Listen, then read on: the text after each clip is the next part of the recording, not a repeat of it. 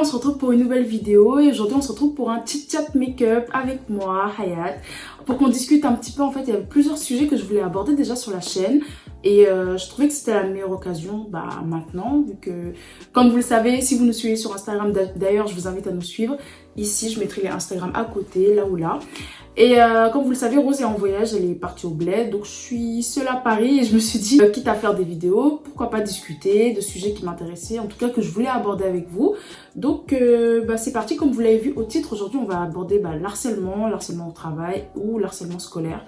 Donc c'est parti, je vais vous raconter un peu une petite expérience personnelle que j'ai vécue par rapport à ça. Et l'harcèlement au travail, je vais en parler en fonction de ce que j'ai pu lire sur internet, etc. Parce que pour moi c'était ultra important d'aborder le sujet. C'est parti. Bien évidemment, avant de démarrer la vidéo, je vous invite dès maintenant à vous abonner juste en dessous si c'est pas fait, d'activer la cloche pour pas rater nos prochaines vidéos et surtout de nous suivre sur nos réseaux sociaux, que ce soit Instagram, Snap et TikTok. Rejoignez-nous sur TikTok. Et les gars, en ce moment, on est grave à fond sur TikTok, on s'amuse bien là-bas, donc on sera surtout plus actifs là-bas, en tout cas en ce moment. Donc on vous invite à nous suivre sur TikTok également. Et sans plus tarder, commençons la vidéo. Alors j'ai démarré par attacher mes cheveux pour pas qu'elles me dérangent pendant que je me maquille. Aujourd'hui, j'ai décidé de reproduire un look que j'ai vu sur Instagram, je vous le mettrai juste ici. Bon, vous attendez pas un résultat de ouf parce que ça fait super longtemps que je me suis pas maquillée. Mais sans plus tarder, commençons tout de suite. Je vais commencer par faire mes sourcils, bien évidemment. Moi, je commence tout le temps par mes sourcils. On va commencer à parler, bien évidemment, du harcèlement scolaire. Parce que je voulais vraiment démarrer par celui-là parce que, en fait, je sais pas, il y a pas longtemps, j'ai vécu une expérience personnelle qui a fait que, en fait, j'ai vraiment, je savais déjà que c'était très grave, tu vois, mais j'ai vraiment pris conscience des effets que ça avait, en tout cas, que ça pouvait avoir, tu vois, ou pas. On va donner un nom à cette personne parce que sinon, je vais jamais pouvoir vous raconter l'histoire. On va l'appeler Inès, d'accord? Inès, parce que c'est un nom simple, commun, que je connais déjà, bref. On va l'appeler Inès. Donc, Inès, c'est une petite, elle a 14-15 ans. Elle passe de la 3e à la 2e, vous voyez. Maintenant, Inès, dans sa classe, elle a toujours eu un camarade de classe qui l'embêtait un petit peu. Enfin, on va pas dire l'embêter, mais en gros, qui avait déjà un passé avec d'autres personnes, qui embêtait déjà d'autres personnes, vous voyez. Maintenant, faut savoir que les jeunes d'aujourd'hui, ils ont des groupes de classe, etc. Enfin, normal, quoi. Des groupes de classe, et cette fois-ci, c'était sur Snapchat. Donc maintenant, sur Inès, dessus, ils étaient en train de débattre avec un certain garçon qu'on va appeler Luigi. Posez pas de questions, on va l'appeler Luigi. Mais bref, on va l'appeler Luigi. Et Luigi, en fait, il a déjà un passé avec certaines personnes du collège. En gros, il a déjà embêté certaines filles, battu avec quelques personnes, etc. Donc, vous voyez, c'était un peu le mec...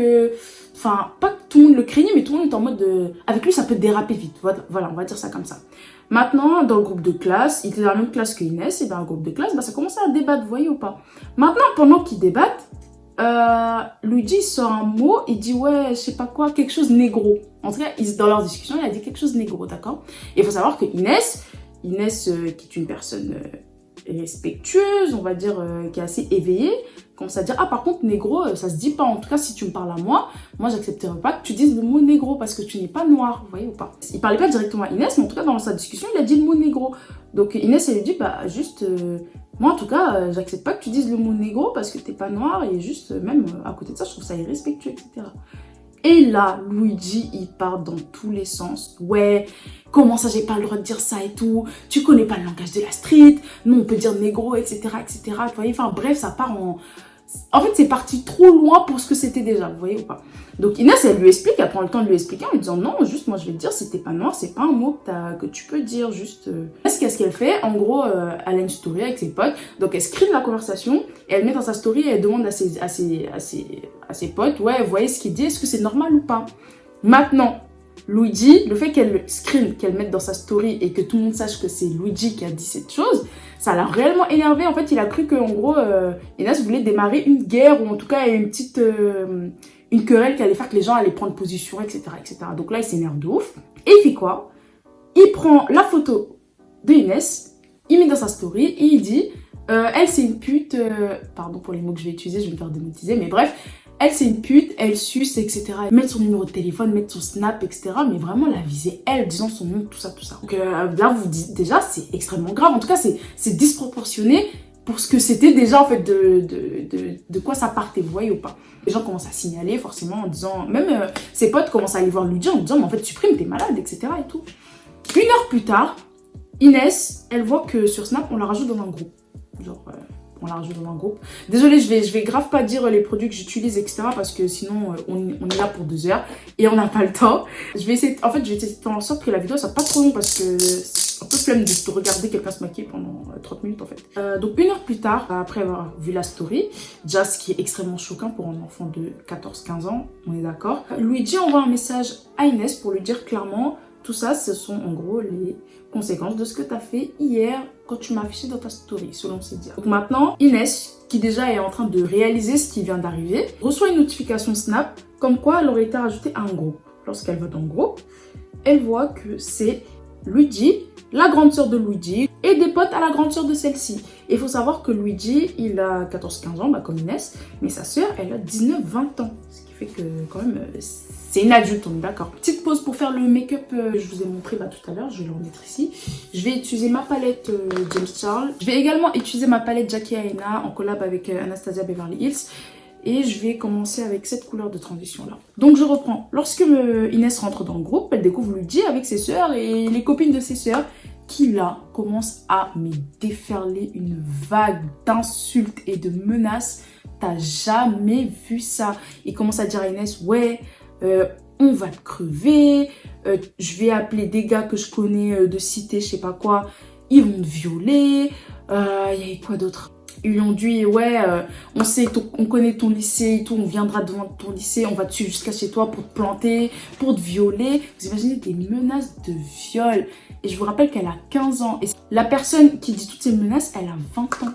C'est une adulte. Je sais pas si vous vous rendez compte, elle est en train de menacer une gamine de 14 ans. Genre moi, je sais pas, ça m'a choqué. C'est ça qui m'a le plus choqué, je crois, dans l'histoire. C'est d'apprendre que la personne, elle avait 20 ans. Je me dis encore, tu vois, c'est des enfants. Donc, je sais pas, ça restait entre enfants. Tu vois ce que je veux dire pas?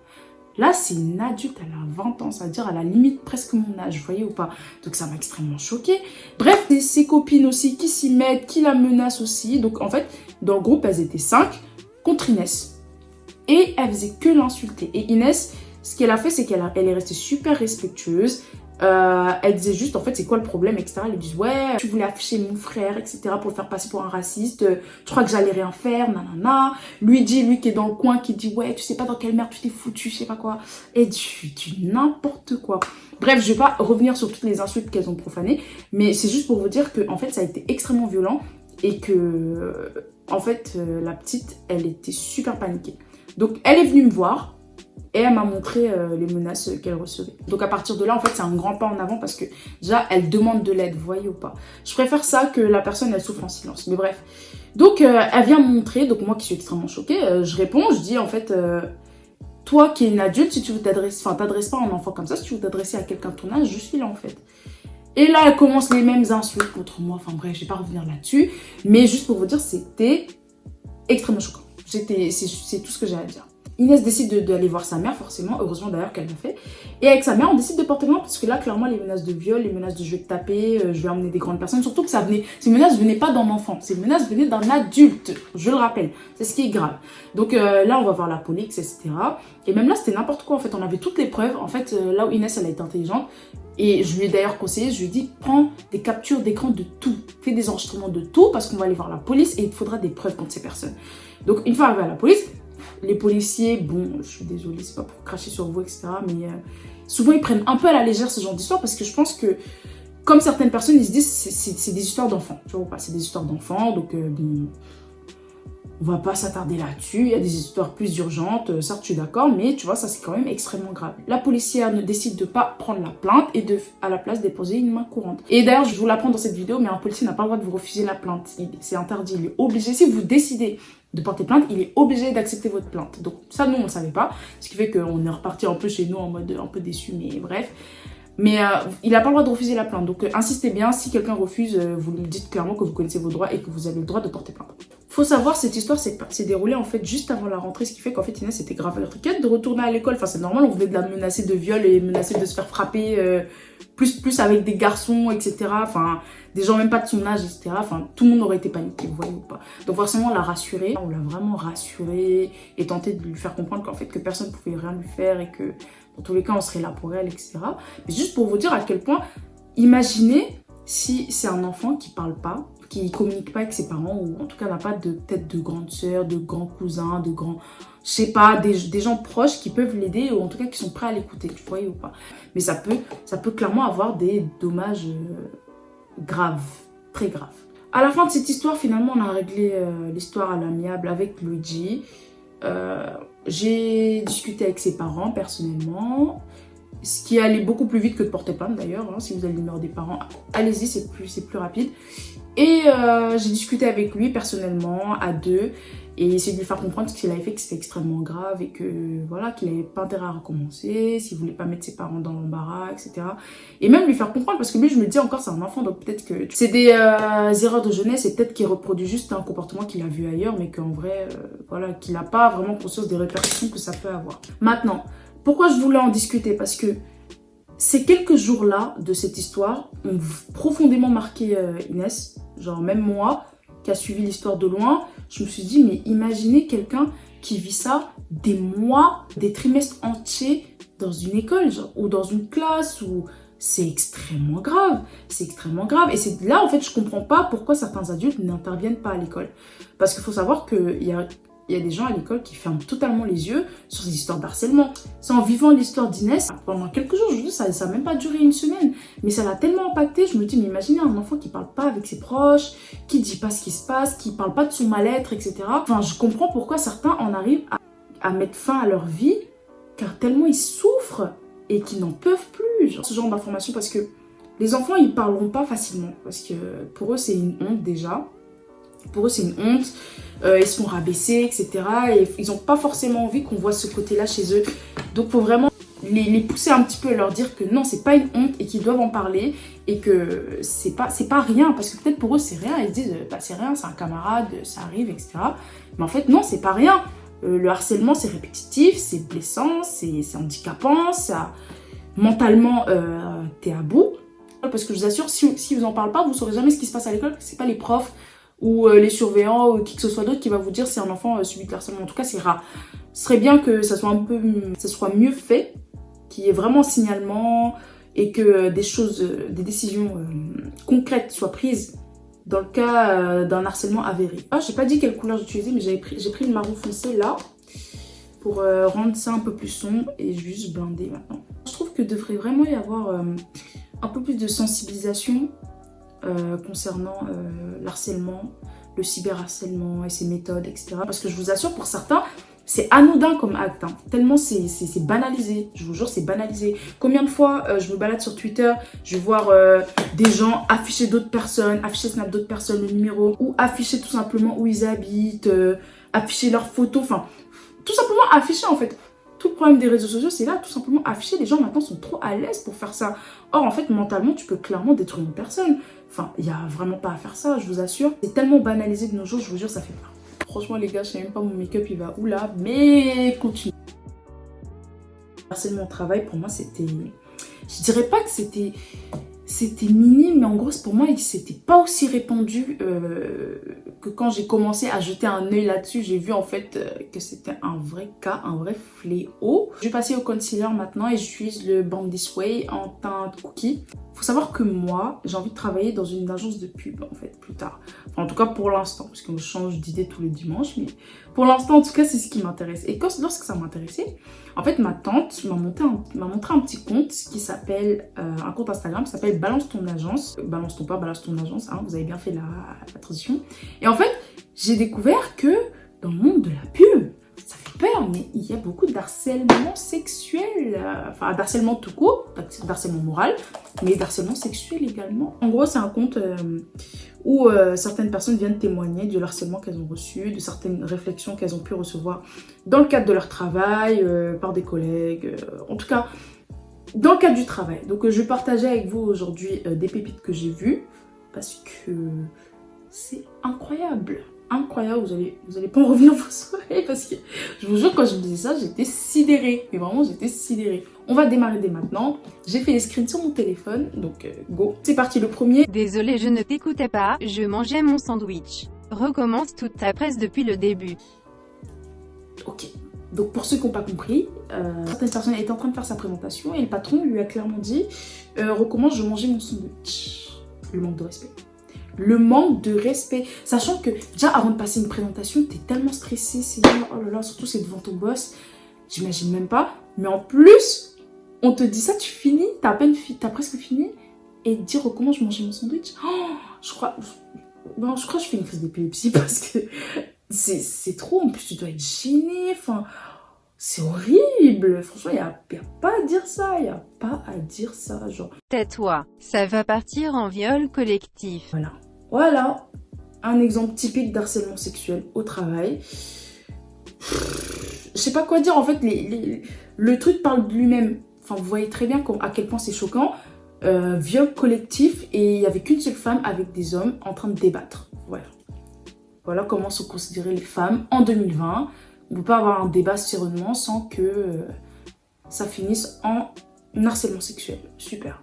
Franchement, je me mets à la place de cette femme et je compatis totalement parce qu'elle a dû être extrêmement choquée. Enfin, je la comprends.